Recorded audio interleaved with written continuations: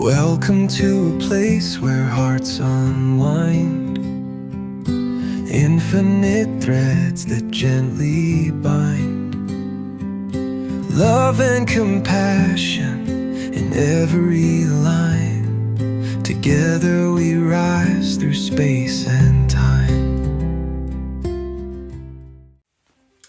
Welcome back to Infinite Threads. I'm your host, Bob.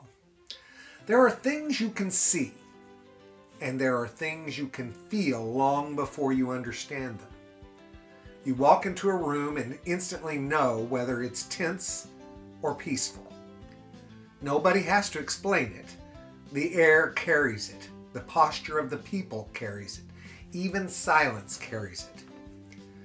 You sit beside someone who is grieving, and though they may speak calmly, something in your chest tightens with them. You don't decide to feel it. It simply arrives. You think about a person you haven't spoken to in months, and before the day ends, their name appears on your phone. You laugh it off. Coincidence, timing, random alignment. But still, something in you pauses, because it didn't feel random, did it? This episode is called The Threads You Cannot See. And I want to approach this carefully, not dramatically and not in a way that turns mystery into spectacle, just honestly. We are connected in ways that we do not fully understand. That's not mystical language, that's lived experience. You and I are constantly transmitting and receiving signals from one another. Emotional signals, relational signals, subtle cues that never pass through conscious thought. Our nervous systems speak to each other long before our words do.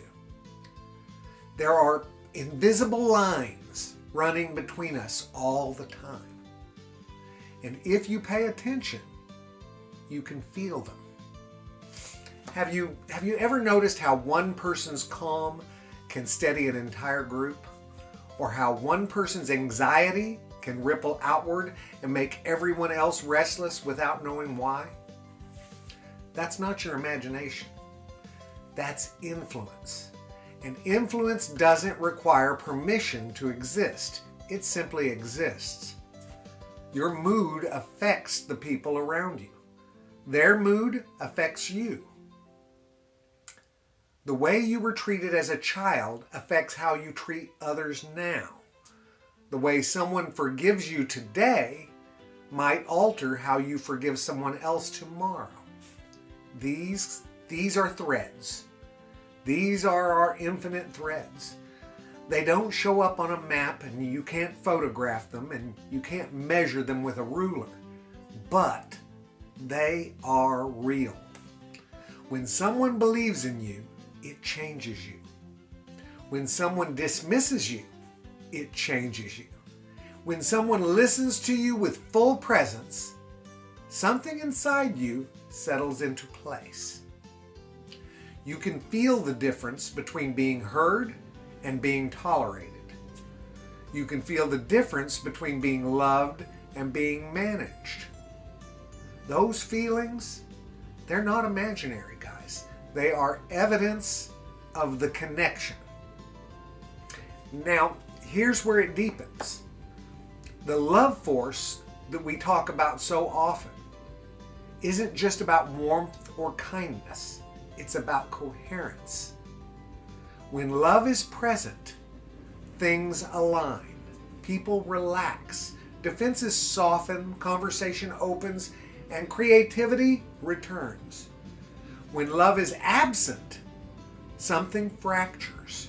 People brace. Voices harden.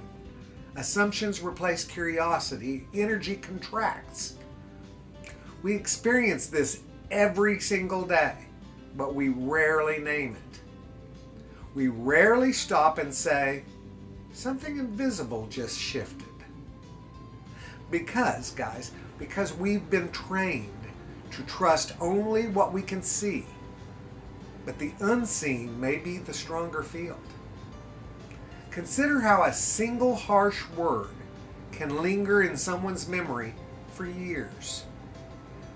Consider how a single affirmation can become someone's internal anchor.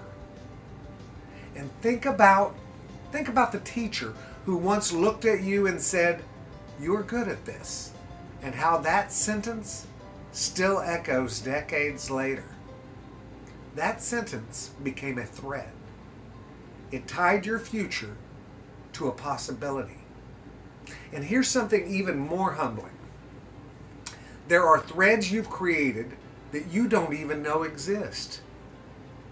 You may have offered encouragement in passing that someone still carries. You may have shown patience once in a moment when you were exhausted, and that patience became proof to someone that gentleness still exists in the world. You may have chosen love in a way that alters someone's trajectory quietly but permanently, and you never found out. That's how subtle the web is. We tend to think impact must be dramatic to matter. We assume change has to be loud to be real. But the deepest currents in the ocean move without a sound. There are forces under the surface that shape coastlines over time. And in the same way, there are currents of love moving beneath our daily interactions. You can feel them when someone truly sees you. Not your role, not your resume, and not your usefulness, but you. When someone looks past your exterior and meets you as a soul. There's a steadiness that comes with that kind of encounter. A feeling of being anchored instead of evaluated. I've got a good soul friend, Maria, who once wrote about seeing everyone as a soul first. When you allow yourself to do that, everything changes. Age falls away, status dissolves, surface identities soften. What remains is something luminous. When you meet another person at that level, the thread between you strengthens instantly. You might never articulate it, and you might never even name it, but you know it. And here is the gentle wonder I want to leave you with tonight. What if these unseen threads are not accidental? What if connection is not a side effect of existence, but its intention? What if the reason you can feel someone thinking about you, or sense someone's pain, or calm a room without saying much, is because you are designed to participate in a shared field? We speak about love as if it's optional, as if it's something we choose to add when convenient. But what if love is the medium? What if it's the atmosphere in which we're already breathing? You can't see air, but you know when it's thin. You know when it's heavy. You know when it's fresh. And guess what? Love is like that. It fills the space between us. It carries the weight of our tone. It magnifies kindness. It amplifies cruelty. It transmits more than we realize. The threads that you cannot see are shaping your life right now. They are shaping the people you love. They are shaping the people that you struggle with. And every time that you choose to respond with presence instead of reflex, with compassion instead of dismissal, you strengthen those threads. You reinforce the web. You participate in something larger than your single body or single story. And here's the most beautiful part. You are not just held by the web. You are part of what holds it together. Every gentle word, every moment of restraint, every act of forgiveness. every decision to see another human being as more than their worst moment. These are not isolated gestures. They are connective fibers. And over time, they create a field where more love becomes possible. You may never see the full map, guys. You probably won't. You may never understand how far your influence travels, but that doesn't make it smaller. It makes it sacred. So tonight, just notice this. Notice the subtle shifts when love is present. Notice the invisible tightening when it's absent. Notice how your own presence alters a room.